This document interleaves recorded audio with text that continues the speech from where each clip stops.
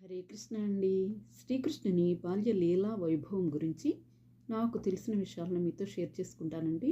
ఈ వీడియోస్ నేను part wise upload చేస్తూ ఉంటాను. మీరు ప్రతి ఒక్క వీడియో స్కిప్ చేయకుండా చూస్తారని ఆశిస్తున్నాను. భగవంతుడు ఎందుకు ఆవిర్భవించారో తెలుసా అండి? మనకు భగవంతుడి పట్ల ప్రేమను నేర్పించడానికి శ్రీకృష్ణ భగవానుడు ఆవిర్భవించారట. మనం భగవంతుడిని మర్చిపోతున్నాం. ఎందుకంటే అన్ని విధాల సుఖాలను మనకు ఇచ్చే భగవంతుడిని మర్చిపోయాం కదా. అందువలన మనం భగవంతుడు ఎవరు అని మర్చిపోతున్నామని భగవంతుడు మళ్ళీ మళ్ళీ అవతారాలను స్వీకరించి ఈ ప్రపంచంలోకి వస్తూ ఉన్నారట. ఆయన వైభవాన్ని గురించి తెలియజేయడానికట.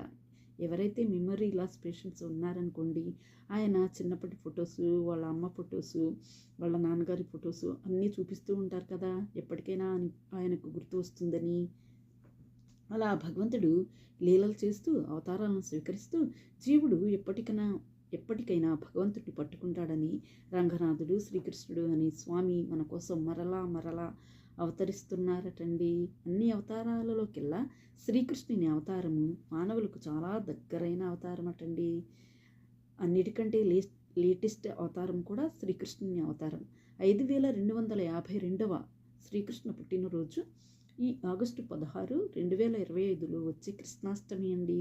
భగవానుడు మానవునికి మనస్సుకి రంజింపచేసే లీలలు చేశారట. కృష్ణుడు బాల్యలీలలు అంటే మనకు అత్యంత ఇష్టం. కన్నయ్య చిలిపి చేష్టలు మనస్సుని ఎంతో ఆకట్టుకుంటాయి కదా అండి. భగవంతుడు అవతరించినప్పుడు ఎంత వైభవంగా ఉందో తెలుసా అండి? మన దేవుడు పుట్టలేదండి, స్వామి అవతరించారు. ఎలా అయితే సూర్యుడు తూర్పు దిక్కున ఉదయిస్తారో అలాగే దేవకీ గర్భం నుండి భగవంతుడు ఉదయించారు లేదా ఆవిర్భవించారు. భగవానుడు ముందుగా వసుదేవుడి హృదయంలోకి ప్రకాశించారట.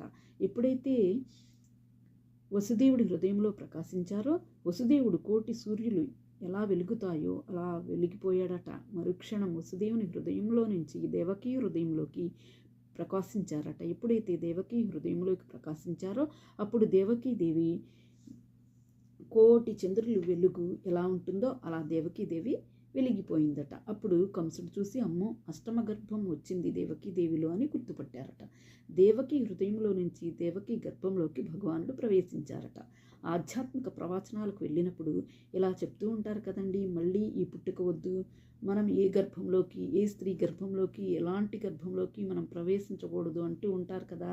గర్భస్థ నరకము అంటారు కదా. ఆ గర్భస్థ నరకం గురించి నెక్స్ట్ వీడియోలో వివరిస్తానండి. హరే కృష్ణ.